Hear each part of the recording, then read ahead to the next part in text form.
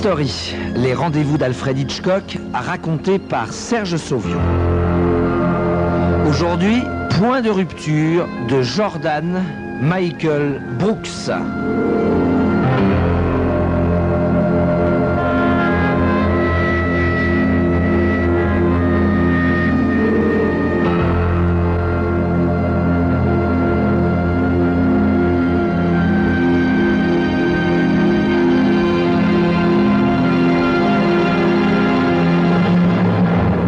Teresa ne dort pas. Elle est étendue sur le dos, droite, entre les draps chauds. Ses yeux sont grands ouverts sur la pénombre. Sans cesse, les mêmes pensées roulent dans sa tête. Demain, la cérémonie va avoir lieu. Demain, 400 invités vont envahir la maison. Demain, elle deviendra la femme de Richard. Mais comment en est-elle arrivée là? Elle ne l'aime pas du tout, Richard. Il lui est complètement indifférent. Et d'ailleurs, elle n'a aucune envie de se marier. Dehors, la nuit est splendide. Du jardin montent des senteurs de jasmin et d'herbes coupées. Un rayon de lune entre de biais par la fenêtre et enveloppe d'un éclairage frisant cette forme vaporeuse au milieu de la chambre. Sa robe de mariée.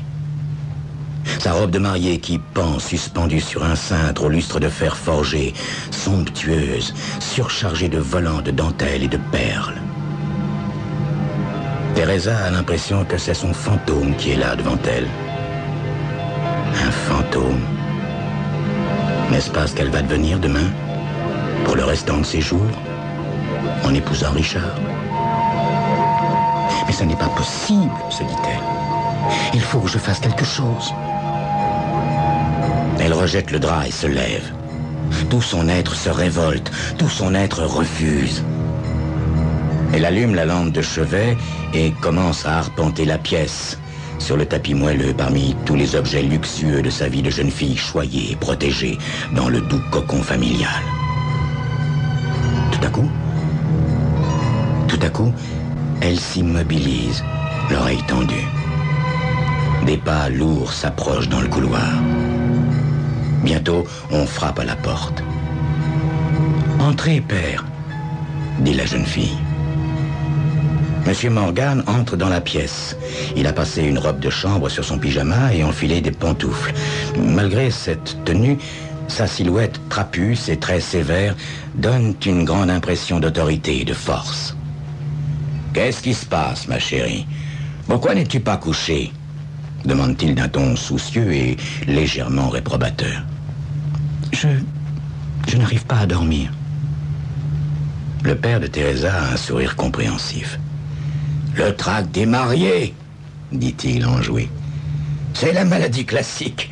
Il doit bien y avoir des somnifères quelque part dans ma salle de bain. Je vais aller te les chercher. Et une jeune épousée ne doit pas avoir une mine hagarde le jour de ses noces. »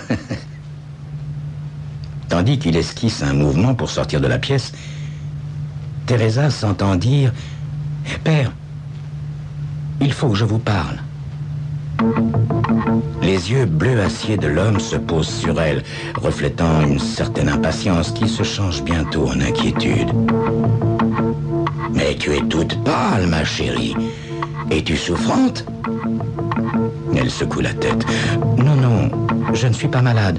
Non, ça n'est pas ça. » Sa voix se fait incertaine. Elle chuchote. « Je ne veux pas me marier demain. Je ne veux pas me marier du tout. Pas avec Richard. » Le visage de M. Morgan s'est brusquement rasséréné. « Oh, tu m'as fait peur. J'ai vraiment cru que tu étais malade. » Il prend sa fille par les épaules et la force à s'asseoir sur son lit. Il la domine de sa large stature. « Voyons, Teresa. Je te l'ai déjà dit 100 fois. Richard est le mari idéal pour toi. C'est un jeune homme très bien. Songe que sa mère et la tienne sont allés au collège ensemble. Quant à son père, tu connais nos liens d'affaires et d'amitié. Nos deux familles sont unies et c'est bien ce qui compte, non ? Teresa se tient courbée. Elle secoue doucement la tête comme pour refuser. Son père poursuit avec douceur. Tu vas être une magnifique mariée. Ah, comme je voudrais que ta maman soit encore là. Elle aurait été si heureuse de cette union. La jeune fille regarde enfin son père d'un air soumis. Celui-ci se penche et l'embrasse sur le front. Allez, couche-toi maintenant. Je vais aller te chercher les somnifères. Ça n'est pas nécessaire, père. Je sens que je vais dormir maintenant. Répond-elle d'une petite voix douce. Tandis que M. Morgan quitte la chambre, elle se glisse dans son lit. Et à nouveau, c'est le silence. Une légère brise s'est levée et agite imperceptiblement les volants de la robe de mariée. Des larmes sortent lentement des yeux de Teresa et coulent sur ses joues. Elle sait que le sommeil ne viendra pas. Sa tristesse est trop grande. Au bout d'un temps qui lui semble très long, elle se lève à nouveau. Rapidement, elle enlève sa chemise de nuit et enfile une robe légère. Une paire de ballerines à la main, elle sort de sa chambre en prenant 1000 précautions pour ne pas faire de bruit. Elle descend ainsi le grand escalier à la belle rampe de fer forgé, celui-là même qu'elle empruntera demain au bras de son père, avant de rejoindre Richard, impeccable, dans son habit noir, la regardant venir avec un sourire de circonstance. Elle se glisse dehors et enfile ses chaussures. Très vite, elle rejoint la petite voiture rouge décapotable, une merveilleuse Ferrari dont son père lui a fait cadeau à l'occasion de son mariage. Elle s'installe sur le siège et met sa ceinture de sécurité, puis, sans refermer la portière, elle desserre le frein à main et laisse la voiture suivre la pente de l'allée jusqu'à la route en bas de la colline. Là, elle peut mettre le moteur en marche et claquer la portière. À la villa, on ne risque plus de l'entendre. Teresa conduit souplement, lentement aussi, selon les conventions passées avec son père. Il lui offre toujours des voitures de sport, parce qu'il aime la voir dans ses engins luxueux. En contrepartie, il exige qu'elle ne conduise pas à plus de 70 à l'heure. Jamais elle n'a désobéi. Cette nuit encore, elle observe les règles sans même y penser. Au croisement, elle tourne à droite en direction du désert. La nuit est toujours aussi claire avec une grosse lune argentée répandant une lumière cendrée sur les quelques arbres et les falaises qui se profilent au loin. La jeune fille ne sait pas très bien pourquoi elle se retrouve là. Elle a cédé à une impulsion, sortir de cette chambre, oublier demain. L'air chaud lui caresse le visage. Elle s'efforce de goûter ces instants de liberté, ce petit vent, les animaux dont on entend les cris, les étoiles et ce grand espace vide devant elle. La Ferrari avance sur la route déserte. Elle s'approche des falaises et s'engage dans la série de virages. Au sortir d'une courbe, brusquement, un projecteur l'éblouit. Automatiquement, elle freine. Elle aperçoit une voiture sur le bas-côté de la route, une voiture de police. Un homme en uniforme lui fait signe de stopper. Mais que lui veut-il ? Elle n'a pourtant commis aucune infraction et surtout pas un excès de vitesse. Le policier s'approche et lui demande « Pouvez-vous m'emmener à la prochaine ville? J'ai des ennuis de moteur. » « Bien entendu, monsieur l'agent, » répond-elle aimablement. L'homme va éteindre le projecteur, puis revient s'installer à ses côtés. Teresa démarre, contrariée par cet incident qui la fait retomber dans la réalité, l'empêchant de poursuivre son voyage dans un monde où le temps n'aurait plus d'importance, où demain n'existerait pas. Elle roule maintenant sur une route toute droite qui sépare en deux le paysage lunaire. « Est-ce que vous ne pourriez pas aller plus vite ?» demande le policier d'une voix autoritaire. Teresa est surprise par ce ton désagréable. Habituellement, les hommes de la police d'État sont plus courtois. L'aiguille du cadran sur le tableau de bord marque 67 km/h. Excusez-moi, monsieur l'agent, mais je n'ai pas l'habitude d'aller plus vite. Mon père me l'interdit. Quoi? S'exclame l'homme. Vous rigolez, non? Avec cet engin, vous pourriez faire au moins du 200. Teresa est de plus en plus étonnée par le ton agressif, voire méchant, de son passager. Vous ne m'engagez tout de même pas à faire un excès de vitesse, monsieur l'agent. Ce serait un comble. Non, non, fait le policier. Mais vous pouvez au moins rouler à 110. C'est la vitesse autorisée ici. Teresa lui jette un coup d'œil. Jusqu'ici, elle n'avait pas eu la curiosité de regarder son visage. Elle surprend des traits crispés, une bouche serrée et des yeux au regard dur. Pourquoi cette expression anxieuse? Un simple problème de panne de voiture peut-il en être la cause? Il doit y avoir autre chose. Sans doute, la mission qu'il est en train d'accomplir est-elle d'une grande importance. Elle appuie avec précaution sur l'accélérateur, mais ses genoux tremblent. 75 à l'heure. 80. Sa gorge se contracte et son cœur accélère un peu ses battements. Pourtant, aucune catastrophe ne se produit.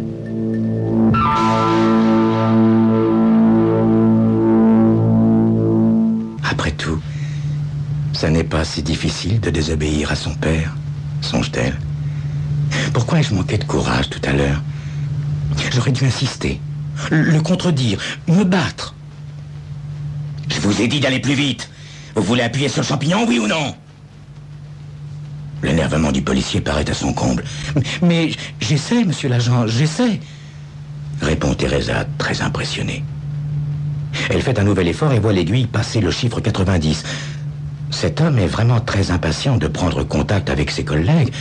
Mais pourtant, il a bien un émetteur radio à bord de sa voiture.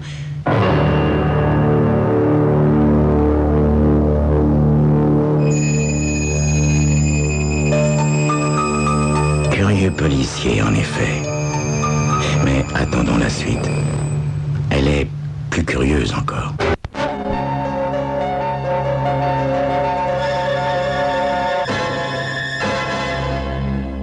Votre voiture n'est-elle pas équipée d'un poste émetteur? Demande Teresa. Hein? La batterie est morte. Ah bon? Mais pourtant, le projecteur, insiste-t-elle. Batterie auxiliaire, répond le policier d'un ton sec. Teresa entend l'explication avec soulagement. Mais pourquoi est-elle si mal à l'aise, si inquiète en présence de ce policier? Ce sont sans doute ses problèmes personnels qui la rendent ainsi sensible et peureuse. Elle reporte son attention sur la conduite de la voiture. On frôle maintenant le 100 à l'heure. Elle commence à trouver ça agréable.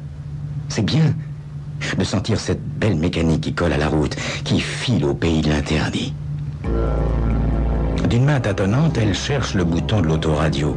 Oui, sur cette voiture neuve, elle ne connaît pas encore très bien la place de tous les accessoires. Enfin, elle trouve la manette et une musique jaillit. Un air doux et rythmé comme on en joue dans les bars en fond sonore. La jeune fille regarde le compteur. Elle atteint maintenant 110 km à l'heure. C'est parfait, c'est parfait. Elle a gagné. Elle a gagné quoi? Rien du tout. Cette désobéissance aux ordres de son père, à la demande autoritaire d'un policier, ce n'est quand même pas une vraie désobéissance. Non, non. Non, elle se trouve toujours au même point. Elle n'a échappé à rien. Demain, le mariage avec Richard.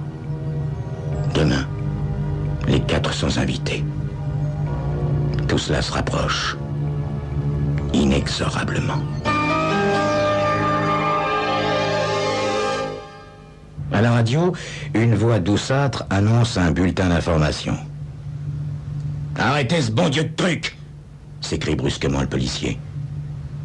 Teresa, sidérée par cette fureur soudaine, ne bouge pas. La voix d'un speaker s'élève. « Le hold-up du motel a fait une seconde victime. » L'homme s'est penché et cherche à éteindre lui-même la radio, mais il ne la trouve pas tout de suite car son emplacement n'est guère accessible, légèrement en retrait, presque sous le volant. « Le cadavre d'un policier a été découvert dans le parking, » poursuit la voix anonyme. Vraisemblablement, le meurtrier, après avoir revêtu l'uniforme de sa victime, s'est enfui avec la voiture de... Le son est coupé net. Le policier a trouvé le bouton. Teresa s'efforce de respirer lentement. Elle tient à nouveau son volant à deux mains et regarde droit devant elle, glacée de terreur. Cet homme, à côté côté d'elle, c'est le meurtrier. Et il n'en doute pas une seconde.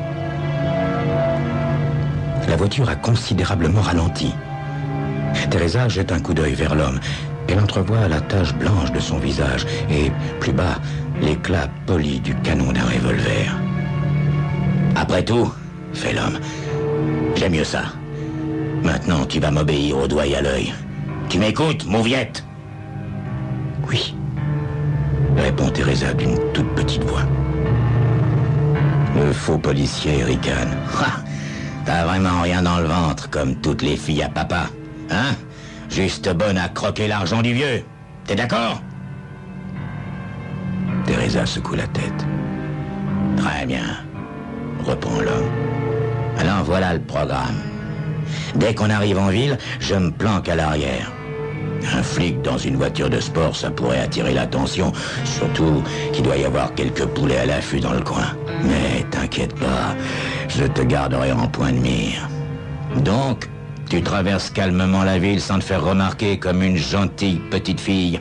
Et après, on file. Tous les deux. Où voulez-vous m'emmener? Je te dirai ça en temps utile. Pour l'instant, fais ce que je te dis. Appuie sur l'accélérateur et n'oublie pas qu'on n'a pas plus chaud sur la chaise pour un meurtre que pour deux. Teresa obéit. Ses mains sont crispées sur le volant. La peur la transperce tout entière. Elle songe à son père qui, demain matin, ne la trouvera pas dans sa chambre. Voilà. Le mariage n'aura pas lieu. Le destin l'a exaucé. Elle n'épousera pas Richard. Elle mourra. Cette constatation lui semble tout à coup si cocasse qu'un ricanement nerveux lui échappe. Tous ses muscles sont tendus, noués par l'effroi, mais elle continue de sourire en serrant le volant très fort. Sans vraiment s'en rendre compte, elle appuie de plus en plus sur la pédale de l'accélérateur. « Hé, qu'est-ce qui te prend ?» s'écrie l'homme. « Lâche le pied! T'es pas de taille à conduire à cette vitesse !» Teresa regarde le compteur. L'aiguille approche des 130 et continue sa course. Le pied de la jeune fille accélère toujours, progressivement. Un objet dur s'enfonce dans ses côtes. « Ralentis, je te dis !» crie l'homme d'une voix que la peur a rendue plus aiguë. Teresa se sent euphorique. « Si vous appuyez sur la gâchette maintenant, qu'est-ce que vous croyez qui va arriver ?» L'air frais de la nuit leur cingle le visage. Le compteur marque 175 à l'heure. « Ah, pas besoin d'une balle, » dit l'homme. « Tu vas nous foutre en l'air sans ça !» La réponse de Teresa est hachée par le vent. Que voulez-vous? Les filles qui n'ont rien dans le ventre, les filles à papa comme moi, elles préfèrent mourir dans un accident de voiture plutôt que d'une balle de revolver. L'homme est malade de peur. Il a posé son arme sur la banquette et tient à deux mains le tableau de bord. D'un mouvement preste, Teresa fait tomber l'arme sur le sol tandis que l'horizon se rapproche à une vitesse vertigineuse. La ville n'est plus loin maintenant. Teresa aperçoit quelque chose de noir là-bas sur la route. Son voisin n'a rien vu car il ferme les yeux, la tête appuyée contre la vitre, les mains arc-boutées au tableau de bord. Elle lève imperceptiblement le pied, doucement, progressivement. Elle distingue maintenant des voitures noires et blanches. C'est un barrage de police. Elle ne roule plus qu'à 130. L'homme, qui a senti que la voiture ralentissait, se redresse et comprend. Il cherche son revolver à côté de lui et s'affole. « Garce! Garce !» Teresa freine. Avant que la voiture ne s'immobilise, le faux policier saute sur la route. Des voix s'interpellent dans la nuit. Des coups de feu éclatent. À quelques mètres, un corps s'effondre sous la lumière des projecteurs. Tout est fini. Teresa tend lentement la main et coupe le contact.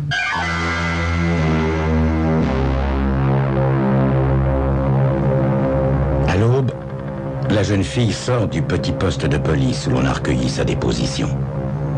Son père l'accompagne. Leurs deux voitures sont côte à côte. La grosse Mercedes noire avec le chauffeur attendant derrière le volant et la petite Ferrari rouge couverte de poussière. « Père, faites-moi plaisir, dit-elle. Montez avec moi. Le chauffeur ramènera votre voiture. Monsieur Morgan accepte. Sa fille a besoin du réconfort de sa présence après les épreuves qu'elle vient de subir. Tandis que Teresa démarre, il regarde sa montre et dit « Pas plus de 70 à l'heure, ma chérie, hein? Nous arriverons bien assez tôt pour la cérémonie. Il faudra juste que tu te dépêches un peu pour te préparer. » « Père, » répond Teresa doucement, soutenue par toute sa force nouvelle. « Père, j'ai décidé que le mariage n'aurait pas lieu tout à l'heure. » Puis, avec détermination, son pied appuie sur l'accélérateur. L'aiguille monte, monte. La timide, la douce, la très obéissante Teresa n'existe plus.